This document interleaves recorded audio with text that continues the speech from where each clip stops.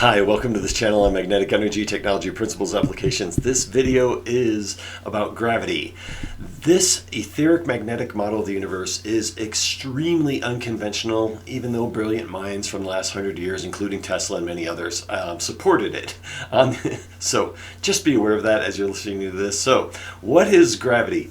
Gravity is compressed etheric magnetic energy. This compression or pressure force results from an etheric magnetic attraction circuit that occurs in the gravitational field of a source body or energy system.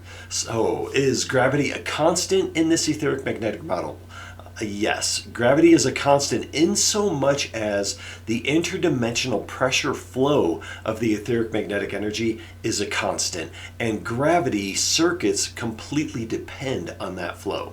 So yeah, unequivocally.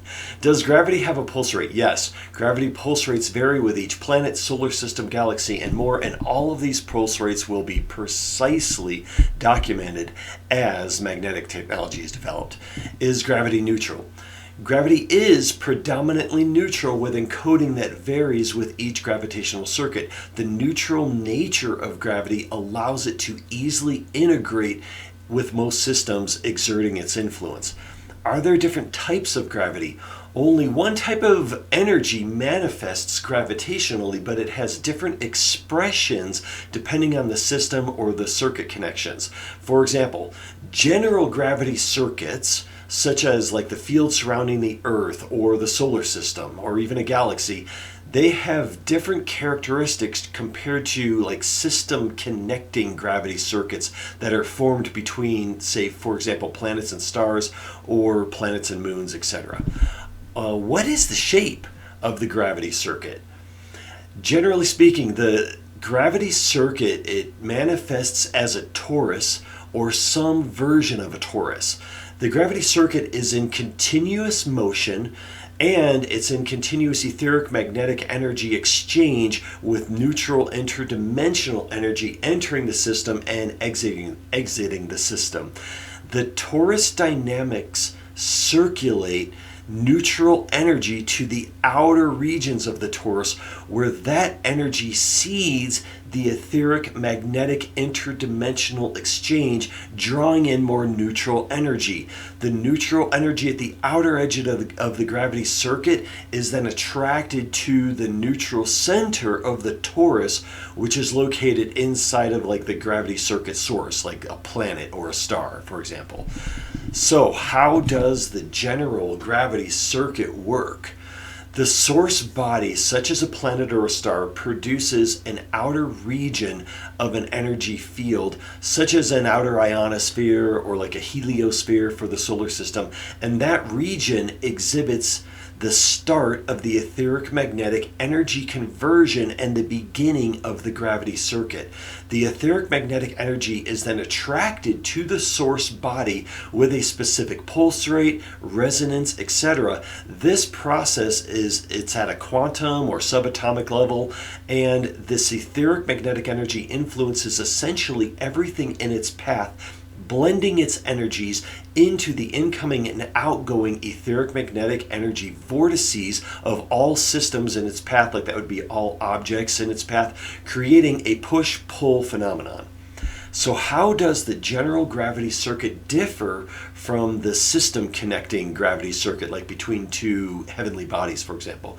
The general gravity circuit creates a sweeping energetic influence on essentially all systems and objects in its path. The system connecting gravity circuit typically combines at least two gravity circuits. When gravity circuits meet, like such as the sun and a planet, or say a planet and a moon, the combined gravity fields interact with counterbalancing push-pull forces. This mutual counterbalancing of fields typically manifests with a counter-rotating etheric magnetic energy vortex or vortices that create tremendous stability to keep the objects in well-defined orbits. What are the pulse and resonant characteristics of gravity? Even though gravity circuits are completely predominantly neutral, predominantly neutral. The resonant characteristics of gravity pulses and waves include elemental signatures of the source system connected to the gravity circuit, the pulse rate of gravity, the volume of etheric magnetic energy in the gravity circuit, the compression and flow rate of that energy in the circuit, the attract force of the circuit, which is typically connected to the rotational dynamics of the governing source body, and more. All of those create influential factors in the actual resonance that takes place in the gravity. So, is gravity a function of mass? In this model, no. Gravity is a function of the etheric magnetic energy flow through a system, which often correlates to the perceived size of a star, etc. But the anomalies that exist throughout our observational universe are so often ignored by scientists, and that's a real problem because in this model, those anomalies really help explain a lot. So for example, there can be low mass planets and stars that have higher than expected gravity fields, and high mass planets and stars that can have weaker than expected gravity fields. The magnetic field size, the resonant cavitation of the source body, the rotational speed, the system pressure, the element spectrum all contribute to a source body's gravity circuit like characteristics. So like saying gravity is a function of mass is a serious oversimplification. And that really is a lie that needs to stop. How does the gravity circuit actually influence objects in its path? At the outer edge of the gravity field, where the etheric magnetic energy conversion takes place with the release of relatively neutral quantum level gravity pulses that are attracted into the source system. So it releases these pulses into the source system. These energy pulses, they move extremely fast with high efficiency until they encounter any system in their path, that could be like any type of object, at which time they will elongate into a spiral configuration and integrate into that system. As these gravity circuit energies move through a system, they exert that push-pull combination with that quantum energy structure reorientation alignment with the gravity circuit. So this is happening at a quantum level, and they're passing through the system and then creating a reorientation. So there's a push from the outer edge of the gravity circuit, and then there's a pull toward the source body. For example, so any given moment, human beings, for example, have quantum gravity waves integrating and passing through their bodies at specific pulse rates and resonant signatures, causing subatomic or quantum reorientation and a push-pull force within Earth's gravity circuit. This force is a constant and occurs throughout the human body, primarily in accordance with the parameters of the Earth's gravity circuit. So what creates this strength of the gravity field? The elongated gravity pulse, which scientists will refer to as a wave in its spiral configuration, it moves at a much slower speed than the initial gravity pulse. And that speed will vary from gravity circuit to gravity circuit. These quantum gravity waves maintain a constant speed influence depending on the specific gravity circuit hosting them. So for example, the Earth. This is why objects of various sizes and masses fall at the same rate. The quantum gravitational waves maintain a constant velocity within the gravity circuit. The force upon objects relates to the resonant frequency of the objects in relationship to the gravity circuit. So like how much we would think, say, an object weighs on Earth or how heavy it feels, it's going to completely relate to the resonance of that object in relationship to the resonance of the gravity circuit. So for example, a gravity circuit with iron, like the element iron in actually in energetic signatures, has a higher attract force with systems containing iron molecular structures, creating the effect of greater weight on iron in that gravity circuit. And so that will vary from circuit to circuit, like the actual weight of different elements and things. Is dark energy or dark matter, is it part of this etheric magnetic model? No.